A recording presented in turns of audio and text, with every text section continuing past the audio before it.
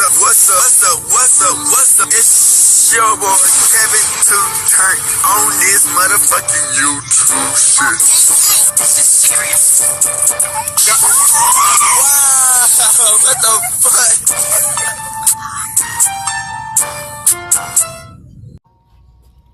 What's up? It's your boy. Can't tell me to do shit. Hey man, we are lit, eh? Lit that team, man. Turn. Today, motherfucking day. Straight hood outside, big crib in the gang. Straight hood outside, crib. Hey man, free Palestine, free Congo, Russia do your thing. And Texas, stand the fuck up, man. Each day is a new day to be a better version of yourself. Never let somebody bring you down. Always fight back. Never let somebody tell you who you are, but also never put yourself in a position you don't belong, gang. Stay humble. You know what I'm saying? Let's get on this revolution, on this movement. You know what I'm saying? Let's stay fighting, going strong. Coming to the Black Hebrew Israelite as a real Jew, man.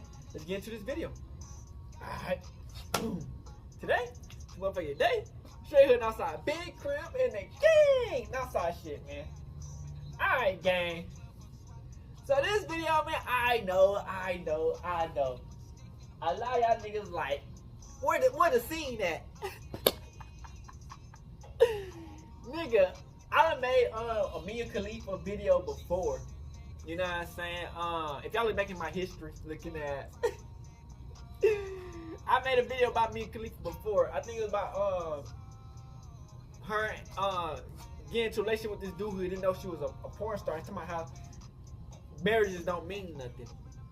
So basically, I heard about me and Khalifa recently talking about she was mad at the industry because they just used it as a toy.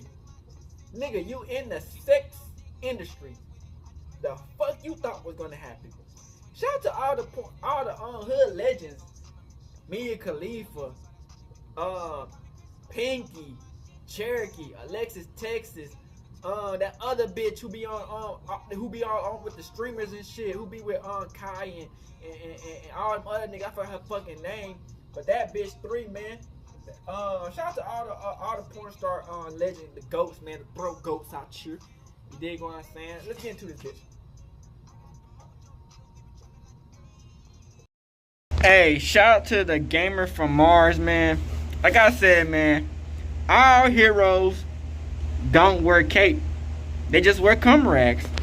Mia Khalifa is a woman best known for her stint in the adult film industry, who over the past decade has attempted to not be defined by her old life and instead turn herself into a social media influencer, boasting millions of followers. Let's be honest here, you all know who she is, with the journalists and YouTubers alike having made short videos and articles detailing the basic gist of things. Recently though, me listening to a few podcasts with her born out of curiosity soon turned into a full journey down the Khalifa rabbit hole, as I began listening to every single one of her interviews and scouring all the archives I could find, leading me to discover an untold tale of one of the most famous people on the internet that no one has actually bothered to piece together. In short, I want to get to the bottom of the many paradoxes and inconsistencies of this former adult star, but I'm getting ahead of myself here. Let's start simply with the story you know, which is the one Mia has told time and time again.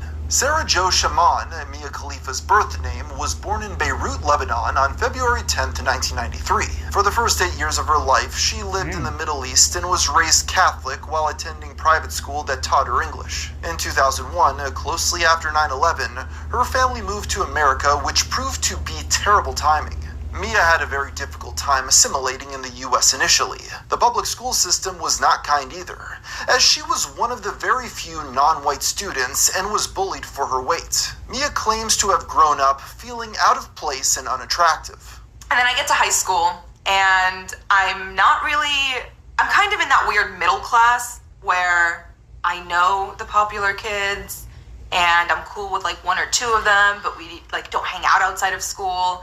I'm not really a loser. I just have no place in high school. I don't know my place. There was bullying surrounding the way I looked, the way I acted, the food I brought to school, basically everything. I just did, and I didn't know anything else, so I didn't know if I would ever fit in anywhere. I thought everywhere was like this. She felt very isolated. Very. As a teen, she was sent to a military boarding school and soon started dating her first husband, Wyatt O'Brien, who was 7 years older than her. They met when she was 16 and he was 23, eloping 4 days after her 18th birthday, which she did because she had very little self-worth at the time. Toxic, manipulative relationships and men in your life, what do you think was like the reason you got into them, and how did you get out of them? I got into them because I didn't think highly of myself. Following the marriage, the teen decided to go to college at the University of Texas, El Paso, and received a bachelor's degree in history. It was in this period that she lost 60 pounds. Despite now being happy with her weight, she was still insecure about her body, which led her to undergo plastic surgery. Overnight, she started receiving tons of attention for her new look. This is when, at 21, she was randomly stopped by a man in the adult industry. Someone did confront me, but it was out, like, I was at the mall. Okay. They were like, hey, you want to do some modeling? And, I never really had my wild phase in college. I was very reserved. And a car literally stops dead on its tracks and rolls the window down. And they're like, you are so gorgeous. Would you like to model for me? Like, can I give you my card? She then took his card home as a joke to show her husband, who was thrilled by the idea of seeing his wife in adult movies. She would later accuse him of abuse and pushing the young woman into an industry that she did not morally or ethically agree with. She told many media outlets that she did it to please him and not because it was something she was interested in. I deeply and morally and fundamentally disagree. Legally. Yeah. Also, if we're getting nitpicky, right? Like ethically. Yeah. With them as a person, I even feel weird calling it a relationship because the dynamic was not one of a relationship. It was more one of someone who saw a toy to play with. Despite these supposed hang-ups, she would go on to film an infamous hijab-wearing scene under the name Mia Khalifa that made her one of the most watched adult actresses in the world. The former claims that the scene was not her idea and she did not want to do it, fearing for her life. You must have known how provocative that was. I verbatim told them, you guys are going to get me killed. And they said? They just laughed. Mia Khalifa would become one of the most notorious names in porn, which is when Bang Bros provided her a contract she allegedly signed under extreme duress. When you sign your contracts, you have, the president and the CEO of the company sitting in the room with you, waiting for you to read it. And when you're reading it, you're not comprehending anything that's written because you're so nervous because people are staring at you. When these videos exploded in popularity and millions took to the internet to scrutinize her, she tried to get away and lead a normal life, but following 2 failed normie job attempts, she felt it was impossible to get her old anonymous life back. It was around this time that she attempted to become a content creator and build her social media following. Through this, many people wanted to hear her story, as she began speaking against the adult industry for tricking vulnerable women, like herself, into bad contracts, and professed to have only made $12,000 for her videos. Soon after calling the multi-million-dollar organization out, they created an alleged smear campaign against her. The people responsible for this get to just live high and dry, and they get to continue doing it to this day. Can I tell you what makes me sleep peacefully at night, though? Sure. Knowing that a man made an entire smear campaign against me because that's how much he fears me. Mia has said time and time again that she would never have gone into this career if it hadn't been for men who had forced her into positions that she did not want to be in. And this is essentially the surface-level story she's been telling people for the last 10 years. Heck, even I retold it years ago in a video covering her. Every interview she does usually revolves around her getting asked the same handful of questions with the same responses. And occasionally, if someone says something she doesn't like, it becomes very tense. The word porn star appears immediately. That is something that you will never, ever overcome, however much. First of all, that's rude. I'm trying to. First of all, I was in the adult industry for 3 months, so you need to fucking fact check before you ask me to call into your shitty radio station. This pattern has caused there to be a simplified and, in my opinion at least, often skewed telling of events. That being said, digging, I was able to compile some often unreferenced information, usually in the form of an occasional anecdote she'd tell if she was feeling more comfortable. And even though I haven't connected everything, I think I have a far better understanding of this tale that is often surprising, outrageous, and honestly quite tragic. But before we go any further with this video, at least her parents must have been terrified of Western cultures and the influences it could have on their daughter. Due to this, Mia claims that she had more freedom in Lebanon to visit friends than she did in the States. Being unsuccessful socially at public school, her parents decided to move her to Massanutten Military Academy, a boarding school for grades 8 through 12 located in Woodstock, Virginia. Despite being tormented at public school and knowing how horrible it feels to be picked on, Mia has admitted to being a bully while at the academy. You sat in front of me in class. You are getting a Jolly Rancher in your hair, dude. You're a bully. Were you a bully? I was. It may have been her natural ability to haze other students that allowed her to find community at this academy, or maybe it was because she had more freedom than living with her parents. In more recent interviews, she refers to herself as isolated in high school, though it does appear to be where she became more active in an adult context. Were you known as the blowjob girl? I was. So depending on what interview you're listening to, there are two possible reasons Mia went to the expensive boarding school. She had no friends at public school, or she was a wild child her parents were desperately trying to tame. After graduation, Mia reflected on her experience positively and even mentioned that she had plans to continue in the military. However, those aspirations quickly faded when she realized she was getting tired of the strict schedule. Without a plan and looking to feel settled, she turned her attention to another way of still having the military around her without being directly involved: marrying into the military. It was in the boarding school that was meant to shelter her where Mia met her first husband, Wyatt O'Brien. He was 23 at the time when she was only 16. This should have been a warning for Mia, but she admitted that at the time she felt a connection with Wyatt because he made her feel desired. He would call her mature for her age. 4 days after her 18th birthday in 2011, he convinced Mia to elope, though the couple didn't spend much time together because the military forced Wyatt to be away often. When they were together, she discovered a dark secret of Mr. O'Brien.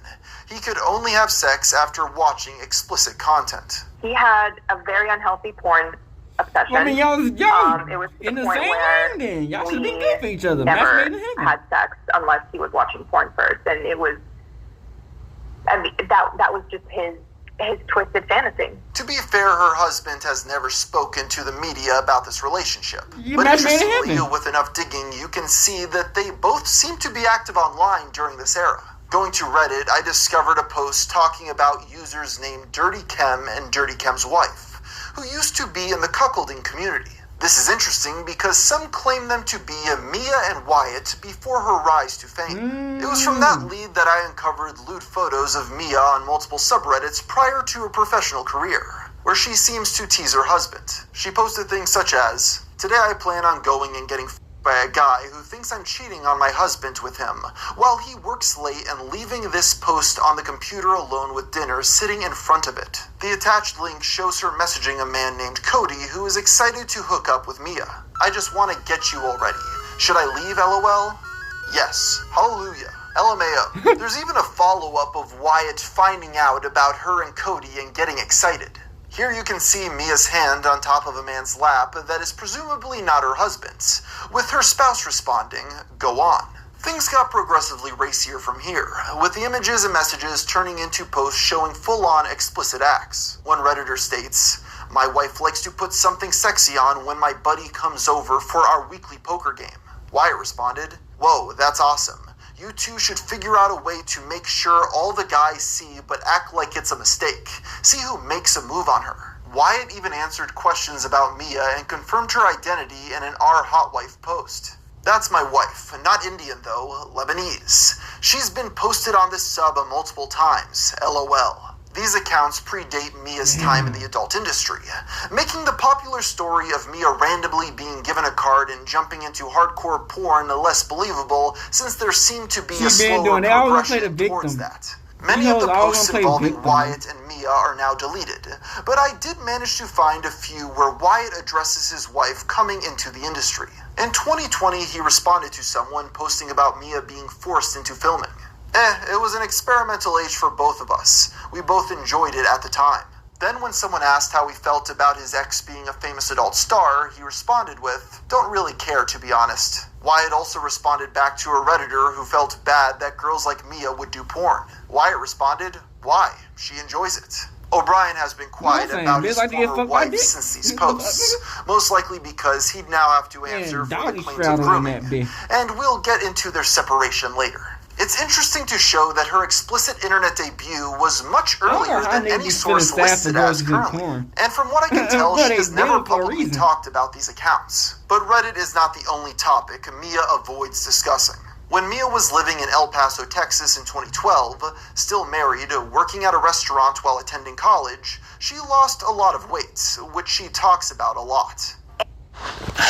And then I kind of started to chase that validation because I felt like that was the only way for me to get positive attention from men because I was so overweight growing up. I lost 50 pounds in college, but I was overweight for, honestly, until a year before I went into the industry. While it is a good anecdote, I noticed that as time has gone on, she has made the spin on it much more negative. You lost 50 pounds exercising or starving or all of the above? No, it was through exercise. That's great. The first thing I did was cut out soda. And also I don't drink that often, so I never had to worry about like beer weight or like wine calories or liquor and stuff. So cutting soda out really helped. By 2021, this has shifted as she now alleges to have lost the weight through more harmful methods. Right. And I lost the weight in the worst possible way. What do you mean? How did you do it? Not eating, just being completely unhealthy, abusing laxatives, just doing all of these things to put my body through the ringer and lose this weight so drastically. No matter how she lost the weight, the young college student was impressed with herself and wanted other people to see her hard work. Since Wyatt was gone often and she was forced to wear a drab uniform at her mundane restaurant gig, Mia may have wanted a change of pace. A more exciting life, if you will. So in 2012, she decided to take a job at Q-Rotica, El Paso's ultimate exotic and erotic adult party. It was here that she supposedly met the Reddit user Not Dirty Chem, who managed the strip club and exposed Mia's job in the adult party scene. I managed to dig up a now deleted post which detailed their long-term relationship. And if this account is to be believed, it details his long-term relationship with Mia, all the while never knowing that she was actually married. And while I can't say definitively this is real, he does provide pictures of Mia which are not available anywhere else on the web, so you can be the judge. Not Dirty Chem claims that Mia would speak briefly on the phone with Wyatt, but told him it was her gay best friend. He even alleges that she filmed them having sex without his permission. Their relationship lasted past her days of giving lap dances and into her time in Miami, showing another instance of Mia exposing herself to the risque and embracing it. Mia fully stopped working at the club around 2013 when she moved to Miami after claiming to have gotten her degree. So I was able to graduate college in 3 years because I had 3 years of high school, college credits earned. So I went to UTEP, graduated, got out of there as fast as possible because there was nothing in El Paso. I hate to keep on giving side notes, but I could not find any record of Mia ever graduating from El Paso. I combed through all the school's commencement names dating from 2010 to 2020, and her legal name was not found. I don't doubt that Mia went to college, but there is a question of why she doesn't show up on these records. Anyway, back to the video. Mia felt self-conscious about her body after attaining a thinner frame. This was due to the fact that she now had extra skin and didn't like how her breasts looked, missing the old version of them. I had 34 triple Ds, and then I lost 60 pounds, and I had 32 A's, but I had all of this excess skin to the point where the doctor couldn't put implants in, otherwise my nipples would face like my toes. So they had to do a lift and then put implants in. It appears the biggest reason for her move to Miami was for her boob job. She did copious amounts of research about the procedure and the best doctors to give her the look she was going for. Part of the reason I chose Miami was actually because I knew I didn't want to live in California, but the best doctors for that are in Beverly Hills.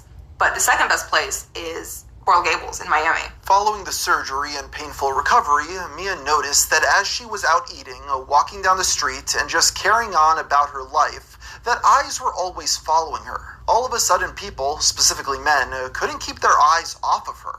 She felt like she finally was attractive, desired, and started to change her wardrobe to show off her new curves. So I had to do some research, and so you worked at Whataburger, I did not. Did you not? Is that all made up? Is that all made up? Where did you It is research? all made up. See, obviously the wrong thing. Is that made up for real? Someone did confront me, but it was out I was at the mall. It was outside this establishment in a plaza where she'd hear a car come to a screeching stop. The black-tinted window rolled down to reveal a middle-aged man in the driver's seat, who openly looked her up and down, telling her she was drop-dead gorgeous, and had the perfect body for modeling.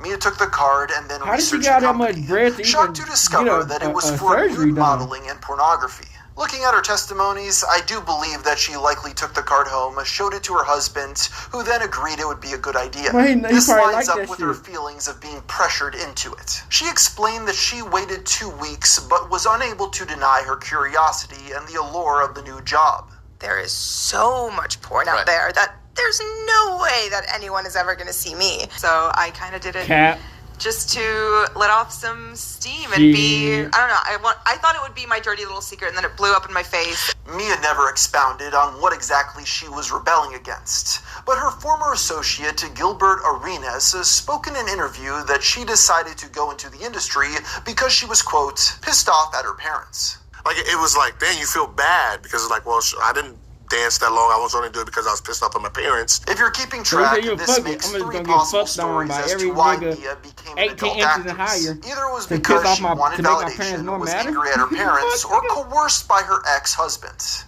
Maybe it was a combination of all three. No matter what the case may be, what we know for sure is that she began working with the editor who stopped her in the street, Dave, at the company Scoreland, a smaller operation based in Miami that specializes in women with large breasts. Mia has barely ever talked about her time at this company, preferring to focus on her most well-known videos from Bang Bros. Because of this, people often summarize her rise to fame as her being approached behind the counter at a Whataburger by Bang Bros, which is a weird, false amalgamation of stories. At Scoreland, she acted in videos under the alias Mia Khalifa. She shot over 2 hours of content with them and 366 photos. While she might not have wanted the entire world to know her dirty little secrets, she certainly didn't mind a few knowing at least. On top of that, she shares a glimpse into her background, schooling, and job here. In this interview, she says that pornography was always something she wanted to do. So you came in again, and this time, Gil was very slick. He said, so we want to ask you something, but I understand that you can't really leave your register, so I'm going to give you this website, and you should go to it on your own time. So he wrote down, handed it to me on a piece of paper, and I went to the bathroom and I checked it out. And as soon as I saw what it was, I was like, oh, this would be so cool. It's very fair to argue that these clips are just from a sleazy interview and she was putting on an act. However, she is truthful about a lot of the personal information here, making it difficult to detect where the line is drawn between fact and fiction. Mia must have felt some sort of connection to this industry because she was such a success at Scoreland that she got the attention of the famous adult company Bang Bros in 2014 and agreed to work with them. After the shift, they decided to update her fake name to Mia Khalifa. She got the idea by using her dog's name Mia and her favorite rapper's name Khalifa. It was there that the young, naive, and vulnerable Mia would become one of the most notorious porn stars for one particular scene that changed her life forever. Based on early interviews from 2014, Mia seemed excited to take part in a new opportunity. Bang Bros was larger, their clothes, hair, and makeup were better quality, and the men around her made her feel special, desired, and beautiful. Everyone likely told her how amazing she was, how much money she would make, and how she was a natural performer. The industry built her up and made her feel like she could trust them until one day, while in her makeup, the producers confirmed that she could speak Arabic, and then explained to her their brilliant idea of her wearing a hijab in an explicit video. In early podcast appearances, Mia talks about the scene, claiming that she didn't know it was going to be bad. But over the next couple of years, she started to add in the detail that she pushed back against the producers, and they just laughed her off. Very Muslim countries were deeply offended by it, and I'm Catholic. So to me, it wasn't like, oh yeah, you know, this is bad. What I actually said when they proposed the scene to me, and this is verbatim, was, you motherfuckers are gonna get me killed. It's difficult to say how much she was coerced versus complicit in this scene. But in messages provided by the supposed strip club manager Not Dirty Chem, Mia is sitting in the bang bus and holding the script for what appears to be the hijab scene. She says, doing a threesome with my stepmom. I have the actual script, with a laughing face emoji to follow. What I can say for certain is that there is no way the young Mia would have known the impact of doing the scene. After it was released, it skyrocketed to the top of the charts. People were both horrified and intrigued. While it wasn't the first hijab scene in adult entertainment, with there even being another actress in that video, all the focus was pinned on Mia Khalifa. The reason for why it was a big controversy involves the Muslim religion, which is very against pornography. Watching or engaging in porn is considered haram. Seeing someone wear a hijab while disrespecting their religion upset many, especially ISIS sympathizers, a movement that was at its peak relevance at the time.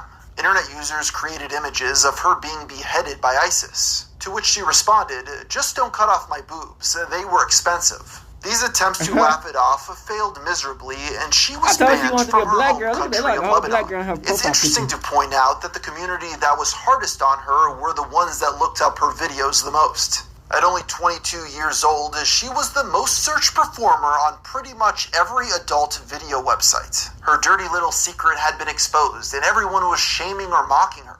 To make matters worse, her parents learned about her adult career through CNN when a journalist called them and asked for comment. Her family very publicly disowned the young woman following this event, which appears to stand to this very day. Mia obviously was devastated.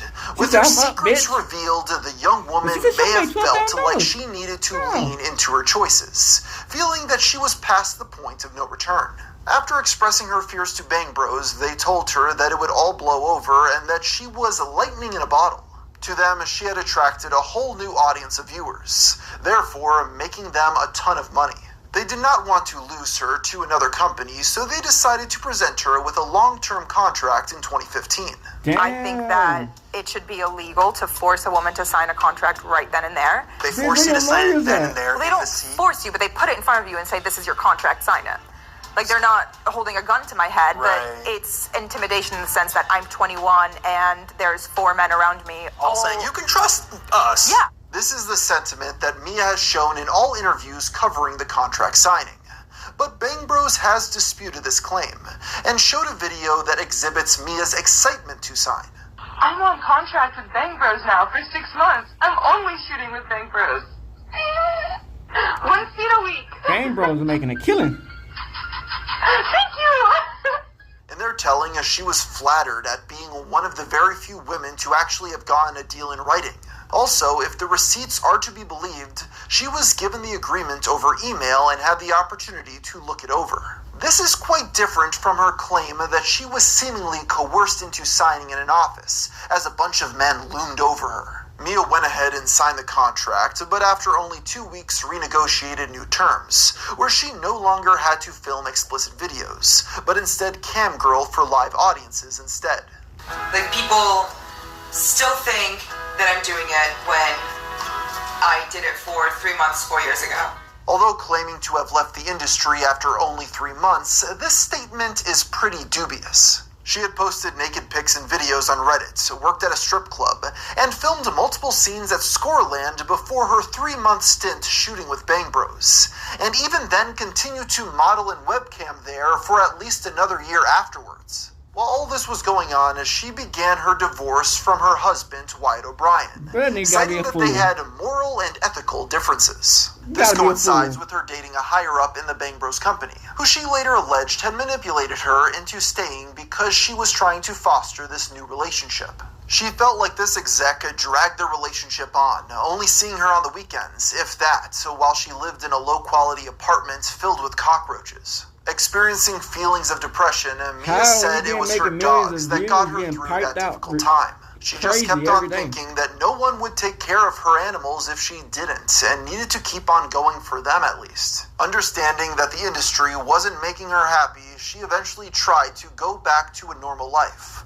but that proved difficult. In many of her job interviews, she was recognized. Eventually, she got a gig working as a paralegal, but felt insecure about how often she was noticed. Then worked as a bookkeeper at a construction site, which ended up being a failure since so many men kept on making comments. It was at this point that she had her Joker moment. Leaving the cockroaches behind, she moved back to Texas to try and escape the adult industry. She first attempted to redefine herself through sports.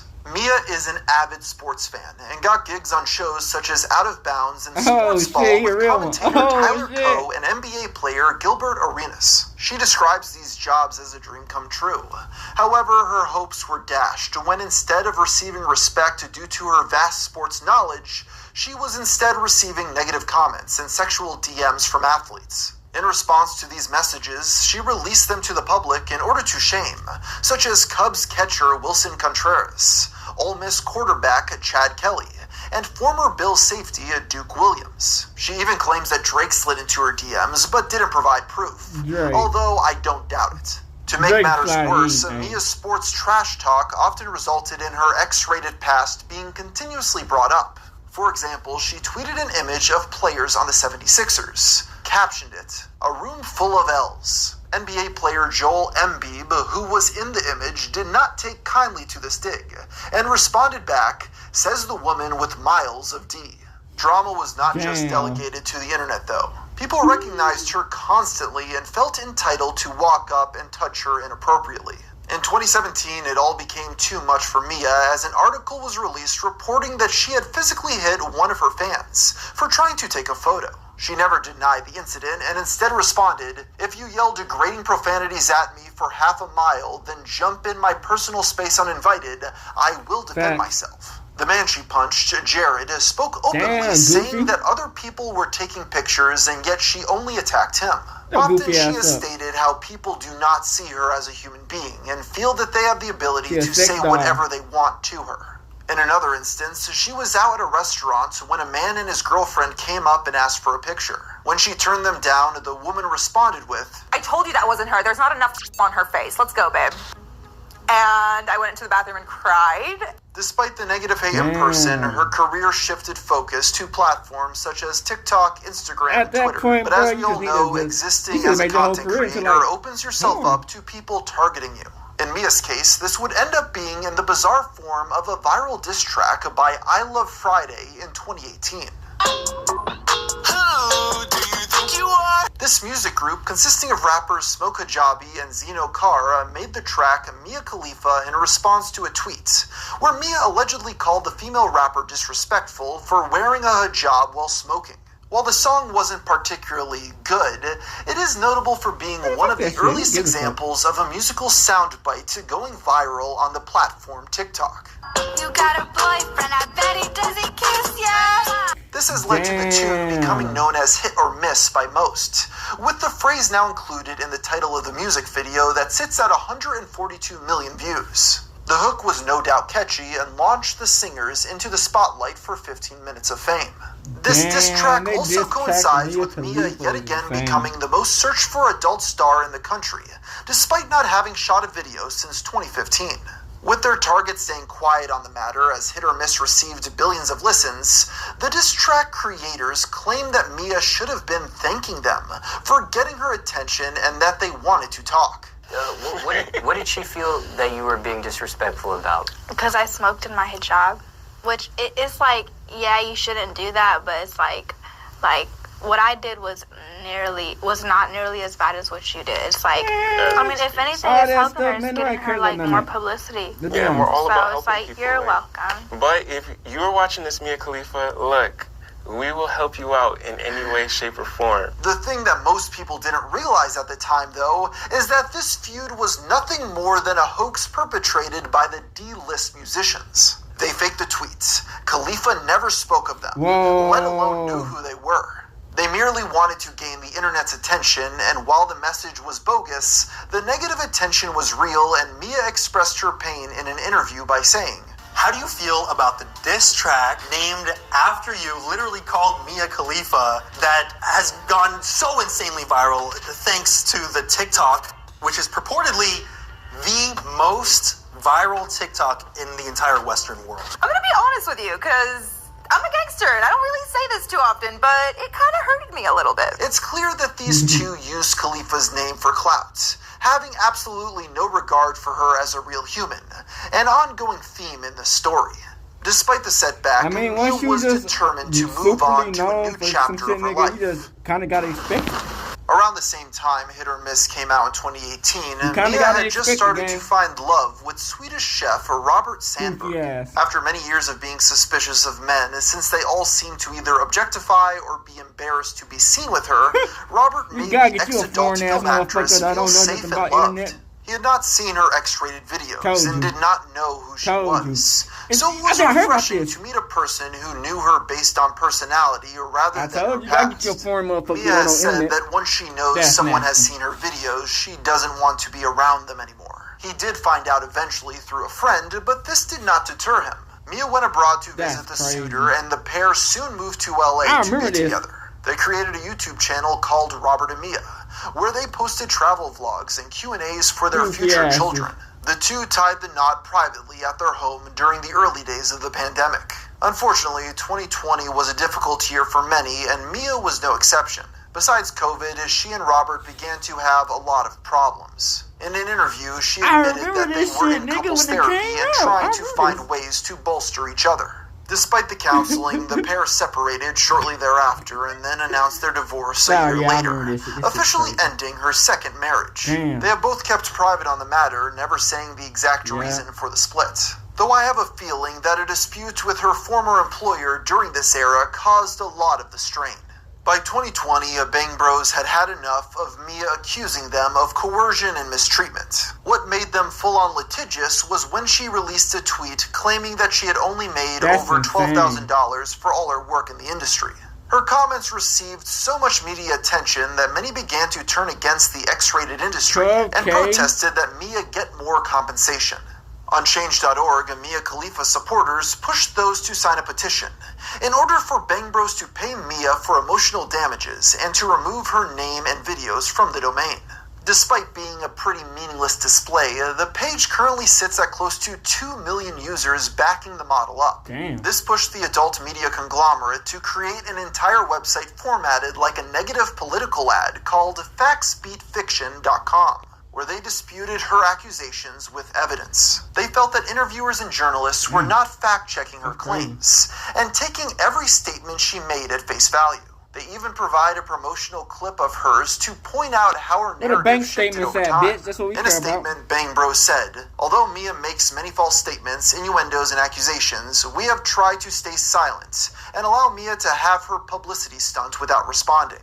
Mia has taken our silence as an all clear to not only continue but ramp up her false statements. We therefore have no choice but to respond."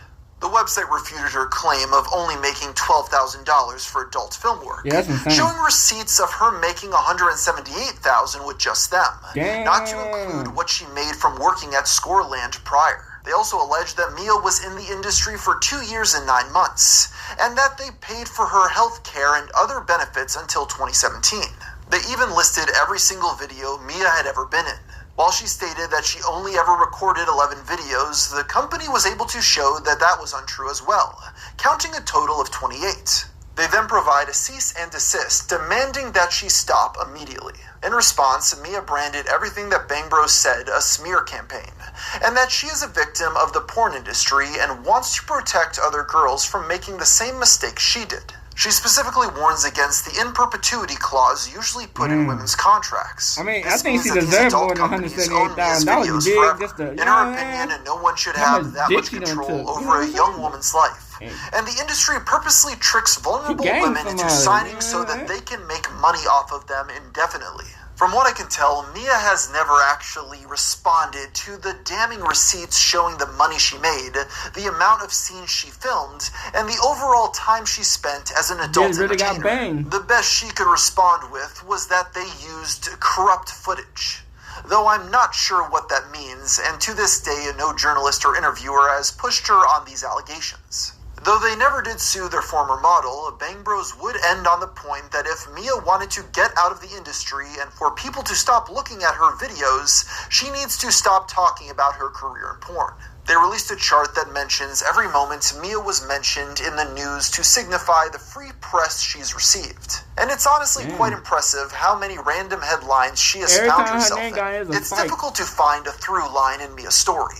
But I think one thing that still needs to be pointed out is that she has had a bizarre life over the past decade that has made her a magnet for outlets to report on. So I just wanted to take a moment to run down some of the most interesting of these headlines. In 2018, Mia was attending a hockey game when a 6-ounce puck slammed into her chest, rupturing her breast implant. Many felt that this was a fake publicity stunt. However, it is actually true. She had to go under the knife again to fix the implant that had deflated. She claims that her boob saved her life. In 2020, she underwent a nose job that, quote, saved her life as well. Her reasoning for oversharing was to remind women that she had work done, and feels it's important to be open about plastic surgery. To go along with this point, Mia once took to TikTok to call out the 21-year-old singer Madison Beer for allegedly hiding her plastic surgery. Mia Khalifa had absolutely no proof for accusations of the artist having work done.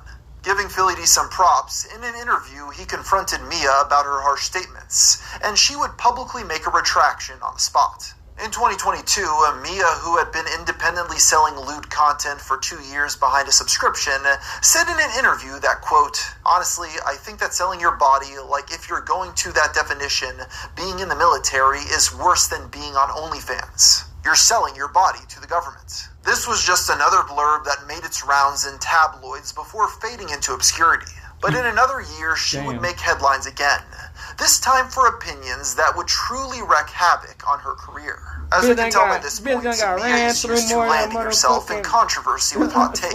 But by far, the worst repercussions she's experienced was immediately after Hamas attacked Israel in 2023. Following the invasion, murders, and kidnappings, she tweeted, "Can someone tell the Palestinian fighters to flip their phones and film horizontal?" implying that she wanted a better view of the atrocities. No matter how you feel about the conflict, a comment like this was obviously going to spur massive backlash. She didn't just get mean comments this time though, but was dropped by Playboy and fired from an Amsterdam drug-based company. She attempted to clean up the brash statement by saying, "I just want to make it clear that this statement in no way, shape, or form is inciting the spread of violence. I specifically said freedom fighters because that's what the Palestinian citizens are. Fighting for freedom every day." After being dropped, she doubled down, stating, "I'd say supporting Palestine has lost me business opportunities. But I'm more angry at myself for not checking whether or not I was entering into business with Zionists. My bad." And that's where this story ended for most of the internet. But I honestly don't think we should have been surprised at what she said here. This is because I stumbled upon an almost never talked about detail of her past, a supposed alt-Twitter account from a decade ago. While most claim that this account was hers because its handle was her birth name followed by the year she was born, and seem to discuss similar interests as Mia, I'd still deem that as conjecture. So I cross-referenced the archives for more definitive proof, leading to this account referring to her husband as Kem the Thriller, similar to the spicy Reddit accounts. If that wasn't damning enough, there is also a Reddit account under this name that includes a picture of O'Brien and Mia's dog. So it seems very likely that the couple were also active on these now deleted Twitter accounts. And believe me, there's a reason Mia wanted them scrubbed. While there's some interesting tidbits here, I want to focus on some of the comments made regarding the nation of Israel, along with its Jewish inhabitants. In tweets dating back to 2014, Sarah Jo said, "Israeli propaganda is disgusting. I hope Hamas targets schools and kills some of their children. Save the world from future Zionist scum." But that's not all. In another tweet she wrote, "I've never been more disgusted by a race of human beings as I am in Israelis. They are literally the scum of the earth." I think it's fair to say that these views go well past just wanting a ceasefire in the Middle East. To make matters worse, on Philip DeFranco's podcast, the history enthusiast did not want to reveal her favorite moment in history, leading to an interesting response. Yeah. Is that your favorite thing in history? No, not so. Well, I'm not gonna get World War II. Huge fan. Mia Khalifa, huge fan of World War II. Besides her comments towards Palestine, Mia has stayed fairly low-key in the public eye recently. The only other clip of hers that has gone viral is one of her reflecting on her life since she is now in her 30s, including the detail that she had been engaged a third time, but it fell through. Married at 18, divorced at 21. Oh yeah, Second marriage. marriage, married at 25, divorced at 28. Third engagement, engaged at 29, ended it at 30, but I kept the ring. I'm still keeping Tom Brady on his toes. We should not be afraid to leave these men. We are not stuck with these people. Marriage is not a sanctimonious thing. As you can imagine, droves of conservatives were quick to mock Mia for her flippant attitude towards marriage, and the concept that anyone should take advice from her on said subjects. But for me, I'm just left feeling bad. Even if you put some of the blame on her for choosing them, it is a fact that Mia has had many bad experiences with men.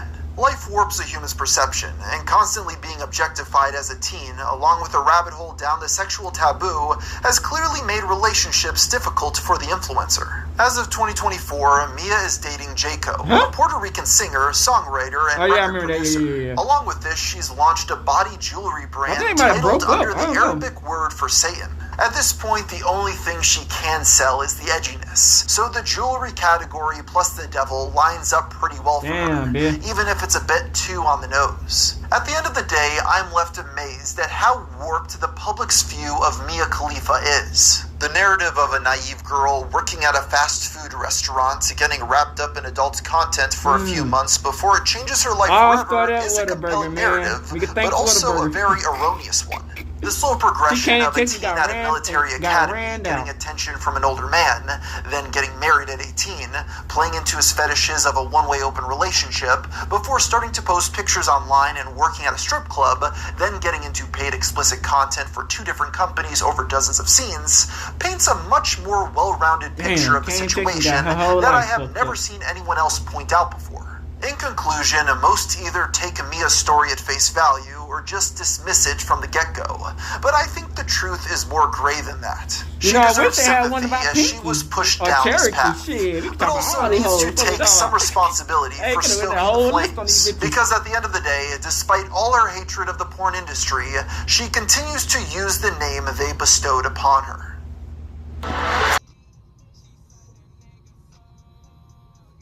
Alright, back. So y'all see from that bitch, man? Man, Mia Khalifa, I didn't know this. Mia Khalifa from working at Whataburger to becoming one of the biggest popping porn stars of this, I could say 2000 generations to 90s, is insane.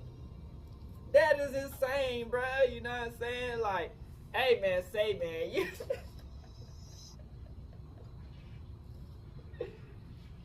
you know, man, becoming a porn star, man, you never know what could happen. Yeah, you can make a porn video and it get 30 views. Okay, it's not that bad. I made a porn video, 30 views. Okay, it's not that bad. Then you can make a porn video, 1,000,000 views. And it's like, wow. I know I got cousins.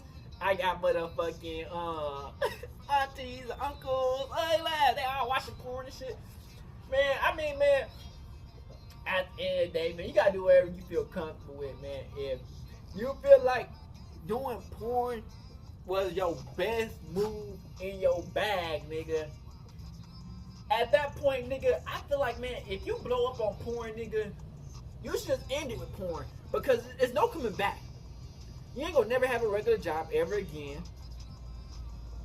The regular job was a counsel. You know what I'm saying? You ain't gonna never have no regular job. And shit, people just gonna know you for porn. I'm just glad she's still alive. She do nothing ridiculous. You know what I'm saying? Like I said, man, every hero don't wear a cape. Some wear a nut rag. And that's just what it is, gang. So, hey, shout out to the YouTuber who made this video. This was a good video. It really shows her ups and her downs, her time in the industry, and what she felt like she got duped, and how they, you know what I'm saying, how it all came together, her relationships. Man, Mia Khalifa, man, I told you, come to Texas, man, you might get turned out in this bitch. You might Big K in Texas got ran through immediately. expeditiously leave. Glass. But yeah, man, shout out to all the ghosts, man. Throw ghosts in this bitch, man. And we out this bitch. Hood, Northside, Carib. Hey, Dad, you know, dog, when we link up, dog, this shit be legendary. Even though this is instrumental, you the engineer on it, so Kodak everywhere.